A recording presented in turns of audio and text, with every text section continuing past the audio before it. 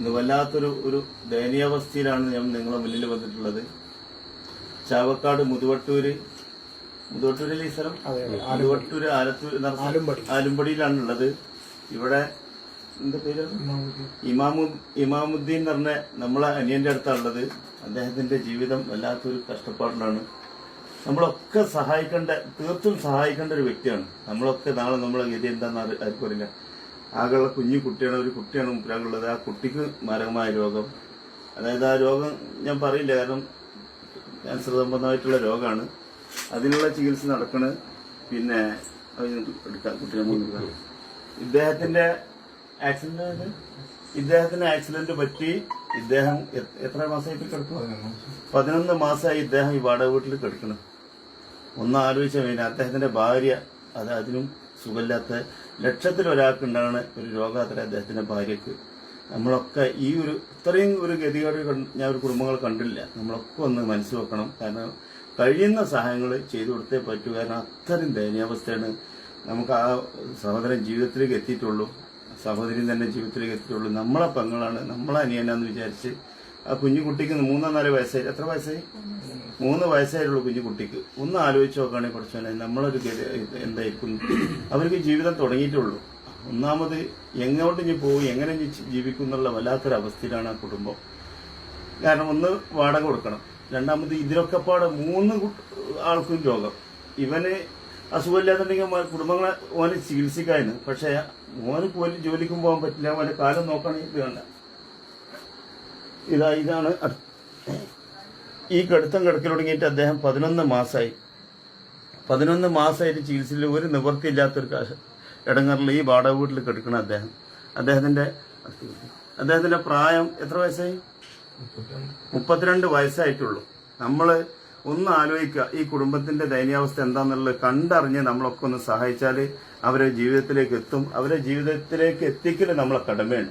കാരണം നാളെ നമുക്കൊക്കെ എന്തും വരാം. പക്ഷെ ഇത്രയും ദയനീയാവസ്ഥയുള്ള ഒരു കുടുംബം നമുക്ക് ഇതുവരെ കാണാൻ കഴിഞ്ഞില്ല. കാരണം അദ്ദേഹം ജീവൻ തുടങ്ങിയിട്ടുള്ളൂ. അദ്ദേഹത്തിന്റെ ഭാര്യ പിന്നെ മാരകമായ ഒരു രോഗത്തിനടിമയാണ്. അവര് ചികിത്സ നടത്തിക്കൊണ്ടിരിക്കുന്നത്. അതിന്റെ പുറത്ത് ഇവിടുത്തെ നമ്മൾ കുട്ടിക്ക് 3 വയസ്സായ കുട്ടിക്ക് ആ രോഗം. നല്ലവരായ നാട്ടുകാരെ സഹായത്താലാണ് ഇതുവരെ പോയത്. പക്ഷെ ഇനി നമ്മളെ സഹായം സപ്പോർട്ടും കിട്ടിയാൽ മാത്രമേ ഉള്ളൂ അവന് സ്വന്തമായിട്ടൊരു വീട് വേണം. ഞാൻ നമ്മുടെ നാട്ടിൽ എന്ന് പറഞ്ഞപ്പോൾ ഇവിടുത്തെ നാട്ടുകാരെ സപ്പോർട്ട് കൊണ്ടാണ് അദ്ദേഹം ഇവിടെ നിൽക്കണമെന്ന് പറഞ്ഞത്. നാട്ടിൽ ഞാൻ കൊണ്ടുപോകാൻ തയ്യാറാണ്. പക്ഷെ അദ്ദേഹത്തിന്റെ നാട്ടുകാരെ സഹായത്താലാണ് ഹോസ്പിറ്റലിൽ കൊണ്ടുപോകുന്നത്, എടുത്തു കൊണ്ടുപോകാനും എല്ലാം ബുദ്ധിമുട്ട്. നമ്മുടെ നാട്ടിൽ കൊണ്ടുപോയാലൊന്നും പെട്ടെന്ന് കഴിയില്ല എന്നുള്ളൊരു ബുദ്ധിമുട്ടുണ്ട്. അപ്പൊ ഈ കുട്ടിനെ ചികിത്സിക്കണം, ഭാര്യനെ ചികിത്സിക്കണം, ഇദ്ദേഹത്തിനെ ചികിത്സിക്കണം. വീടാണെങ്കിലും ഇല്ല. തീർത്തും അർഹരായ കുടുംബം, നമ്മൾ സഹായിക്കേണ്ട കുടുംബം. നമ്മൾ സഹായിക്കുകയാണെങ്കിൽ ഏറ്റവും അർഹരാണ്. നമ്മൾ ആ നൽകുന്ന സഹായം തീർത്തും അർഹർക്ക് കൊടുക്കുമ്പോൾ വർഷമാകുന്ന നമുക്ക് തീർത്തും അൽഹംദുലില്ലാ അതിനുള്ള പുണ്യം കിട്ടും. ഇതിൽ ജാതി മതം രാഷ്ട്രീയം ഒന്നും നോക്കാതെ ഒറ്റക്കെട്ടായിട്ട് പാവപ്പെട്ട കുടുംബത്തിനെ കണ്ടറിഞ്ഞ് സഹായിക്കണം. ഞാൻ കേഴുന്ന അപേക്ഷിക്കാണ്. അത്രയൊരു പാവപ്പെട്ട കുടുംബമാണ്. നിവർത്തില്ലാത്തതുകൊണ്ടാണ് നമ്മളെ കൈകാൽ കൊടുക്കേണ്ടത്. നമ്മൾ കണ്ടറിഞ്ഞ് നമ്മൾ എത്രയോ സമ്പത്ത് അവിടെ ഇവിടെ കൊടുക്കണം. അതിൽ ഏറ്റവും അർഹർക്ക് കൊടുക്കുമ്പോൾ അതിലാണ് പുണ്യം എന്ന് ഉറപ്പാണ്. അദ്ദേഹത്തിന് കാര്യങ്ങൾ സംസാരിക്കാം, കാര്യങ്ങൾ പറയട്ടെ. അസ്സലാമലൈക്കും. വൈഫിലാണെങ്കിൽ വയ്യ, എനിക്ക് അതിലും വയ്യ. വീട്ടില് അരിയൊന്നുമില്ല, ഭക്ഷണം കഴിക്കാനൊന്നും സാധനങ്ങളൊന്നുമില്ല. ഞങ്ങള് ഭയങ്കര കഷ്ടപ്പാടാണ് ജീവിക്കുന്നത്. ഒരു വീടും സ്ഥലം ഞങ്ങൾക്കില്ല. എനിക്ക് എന്റെ മോളെ നോക്കണം, എന്റെ വൈഫിനെ നോക്കണം, എന്നെ കൊണ്ടുപോകണം. ഞങ്ങൾ എല്ലാവരും ഒന്ന് സഹായിക്കണം. അങ്ങനത്തെ ഒരു ദയനീയ അവസ്ഥയിലാണ് ഞാൻ നിങ്ങളോട് പറയുന്നത്. കാണിച്ച വൈഫിൽ തീരുമായി എന്റെ മോൾക്കും ഞങ്ങളെ നോക്കാൻ വേറെ ആരുമില്ല. നാട്ടുകാരെ സഹായത്തരം ഇത്ര കാലം ജീവിച്ചിരുന്നത്. ഇനി ആരെ കൊണ്ട് ജീവിക്കും എന്നുള്ള ആലോചിച്ചിരിക്കുമ്പോഴാണ് നാസർഖാനെ ഞങ്ങൾ വിളിച്ചത്. ഞങ്ങൾ എന്തായാലും നിങ്ങൾ എല്ലാവരും ഹെൽപ്പ് ചെയ്യണം. ഞങ്ങൾക്ക് വേറെ നിവർത്തുന്നില്ലാത്തതാണ് ഞാൻ പറയുന്നത്.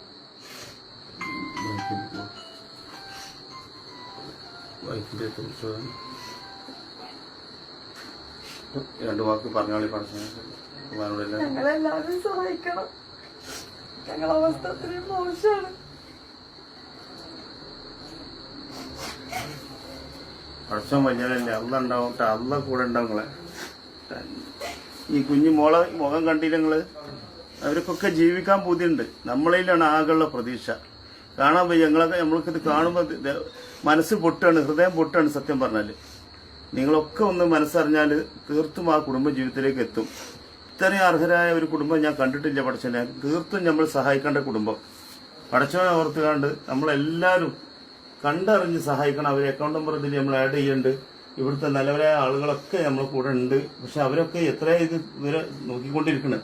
ഒരു പരിധിയില്ല. ഇവർക്ക് വലിയ വലിയ ചികിത്സയാണ് ആവശ്യമുള്ളത്. ഭാര്യയ്ക്ക് വലിയ ചെലവ് വരുന്ന ചികിത്സയാണ് കാരണം.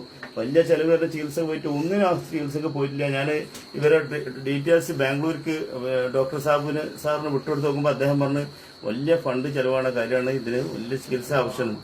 എവിടുന്ന് ചികിത്സിക്കാനാ, എങ്ങനെ ചികിത്സിക്കാനാ, ഈ കുഞ്ഞു കുട്ടിനെ എങ്ങനെ ചികിത്സിക്കും? കുഞ്ഞു കുട്ടിക്കും ക്യാൻസർ ആണെന്ന് പറഞ്ഞു. വല്ലാത്തൊരു അവസ്ഥയല്ല ഈ കുടുംബത്തിന്റെ ദയനാവസ്ഥ.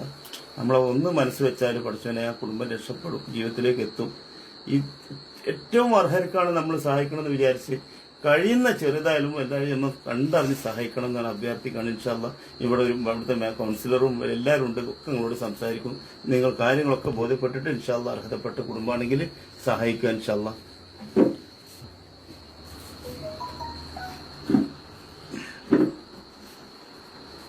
ഞാൻ ഈ വാർഡിലെ കൗൺസിലറാണ്. ബാബുരാജ് എന്നാണ് പേര്. ഇവരുടെ ഫാമിലിയുമായി വളരെ അടുപ്പുള്ള ഒരു വ്യക്തിയാണ്. ഞങ്ങൾക്കൊന്നും ഒന്നും ചെയ്യാൻ പറ്റാത്തൊരവസ്ഥയാണ്. അത്രമാത്രം പരിതാപകരമാണ് ഇവരെ സ്ഥിതി. ഒരു അപകടം പറ്റിയതോടുകൂടി ഇവന് പണിയെടുക്കാനൊന്നും പറ്റുന്നില്ല. അവൻ കിടക്കയിൽ കിടപ്പാണ്. അതിന് പുറമെ ഭാര്യയ്ക്കും മകൾക്കും അസുഖമാണ്. ഇവർ വാടക വീട്ടിലാണ് ഇപ്പോൾ താമസിക്കുന്നത്. ഇത്രയും ദയനീയമായ ഒരു സ്ഥിതിയിൽ നിങ്ങൾ എല്ലാവരും കൈയയച്ച് സഹായിച്ചാൽ ഈ കുടുംബം രക്ഷപ്പെടും. എല്ലാവരുടെയും സഹായം ഉണ്ടാകണം എന്ന് അഭ്യർത്ഥിക്കുന്നു.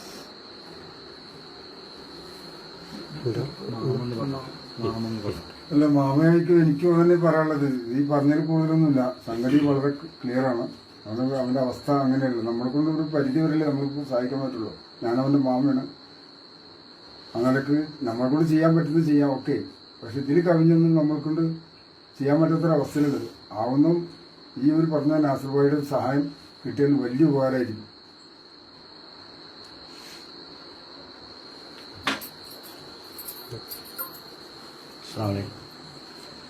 എല്ലാവരും പറഞ്ഞതുപോലെ നിങ്ങൾ കാര്യങ്ങളെല്ലാം മനസ്സിലാക്കിയിട്ടുണ്ടാവും. ഞങ്ങൾ പല രോഗികളെടുത്തും പോയി വീഡിയോ ചെയ്തിട്ടുണ്ട്. പക്ഷേ ഇവിടെ വന്ന് നോക്കുമ്പോൾ വല്ലാത്തൊരവസ്ഥയാണ്. കൂട്ടത്തോടു കൂടി അസുഖം ബാധിക്കുക എന്ന് പറഞ്ഞു കഴിഞ്ഞാൽ എന്താണ് അതിൻ്റെയൊക്കെ അവസ്ഥ? ഒരു പിഞ്ച് പൈതൽ, ആ കുട്ടിക്ക് അസുഖം, ആ കുട്ടിയുടെ മാതാവിന് അസുഖം, അതിൻ്റെ പിതാവിന് അസുഖം. അത് മാത്രമല്ല ആക്സിഡൻ്റാണ് അവർക്ക് സംഭവിച്ചിട്ടുള്ളത്. ഏതായാലും നിങ്ങളെല്ലാവരും, ഇത് കേൾക്കുന്ന എല്ലാവരും അള്ളാഹുവിനെ ഓർത്ത് ചെറിയ സംഖ്യയാണെങ്കിലും അവരുടെ പരിസ്ഥിതികളൊക്കെ അവരുടെ മാമൻ വരെ പറഞ്ഞു കഴിഞ്ഞാൽ ഇത് വാടക വീടാണ്. പിന്നെ നാട്ടുകാരുടെ സഹായത്തോടു കൂടിയിട്ടാണ് ഇവരുടെ ഭക്ഷണം കാര്യങ്ങളൊക്കെ കഴിക്കുന്നത്. ഒരു വീടിന് പിന്നെ വളരെ പ്രയാസമാണ്. ചുറ്റുഭാഗത്തുള്ള ആളുകൾക്കും തന്നെ വളരെയധികം പരിമിതികളുണ്ട്. അതുകൊണ്ട് എല്ലാവരും ഇത് മനസ്സിലാക്കി ഈ കൂര വെക്കുന്നതിന് ചെറുതായാലും ശരി, നിങ്ങൾ 5 ആയാലും 10 ആയാലും 100 ആയാലും 200 ആയാലും അവരെ സഹായിക്കണം. നമ്മുടെ കൂട്ടായ്മയാണ് വലുത്. നമ്മളുടെ ഒരു കൂട്ടായ്മ ഉണ്ടായിക്കഴിഞ്ഞാൽ ഇത്തരം കുടുംബങ്ങളെ രക്ഷിക്കാൻ കഴിയും. അതിന് ദൈവം നമുക്ക് തന്നിട്ടുള്ള ഓരോ തുട്ടിൽ നിന്നും നമ്മൾ അതിനു വേണ്ടി ചെലവഴിക്കുമെന്ന് ആത്മാർത്ഥമായിട്ട് വിനയപൂർവ്വം അഭ്യർത്ഥിക്കുകയാണ്. അസ്സലാമു അലൈക്കും.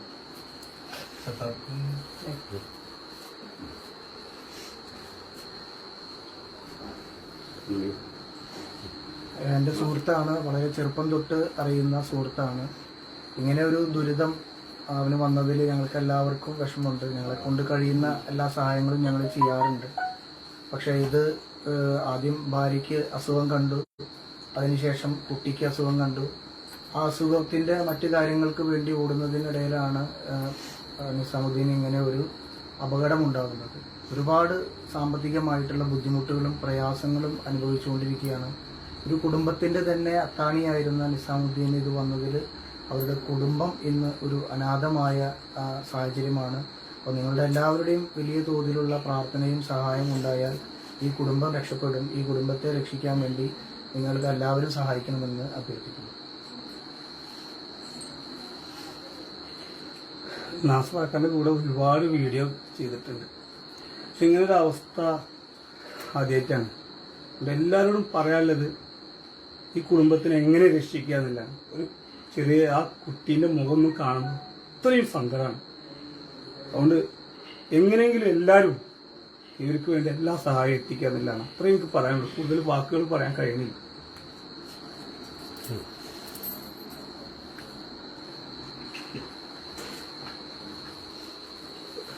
എൻ്റെ വാക്കുകൾ പറഞ്ഞു. അസ്സലാമലൈക്കും. ഞങ്ങളെ അവസ്ഥ വളരെ മോശമാണ്. കാരണം വെച്ചാൽ ഇപ്പോഴത്തെ അവസ്ഥയിൽ ഭക്ഷണമോ പച്ചക്കറികളോ ബാക്കി കാര്യങ്ങളൊന്നും ഇവിടെ ഇല്ല. അല്ല കടം മേടിച്ചാണ് ചെയ്യുന്നത്. ലോണ് മാസം 10,000 ലോണുണ്ട്, അത് വീഴ്ചയായിട്ടുണ്ട്. അതുപോലെ തന്നെ കടങ്ങൾ ഒരുപാടുണ്ട്. എല്ലാവരും സഹായിച്ചോണം ഇത്രയും കാലം ജീവിച്ചു. എങ്ങനെ ജീവിക്കണം അറിയില്ല. മരിക്കണോ ജീവിക്കണോ എന്നുള്ളത് ഞങ്ങൾ ചിന്തിച്ചിട്ട് കുറെ കാലമായി. മോളെ ഓർത്തിട്ടാണ് മരിക്കാത്തത്. അല്ലെങ്കിൽ ഞങ്ങൾ മരിക്കുന്നത്. അത്രയും അവസ്ഥ മോശമാണ് ഞങ്ങൾ.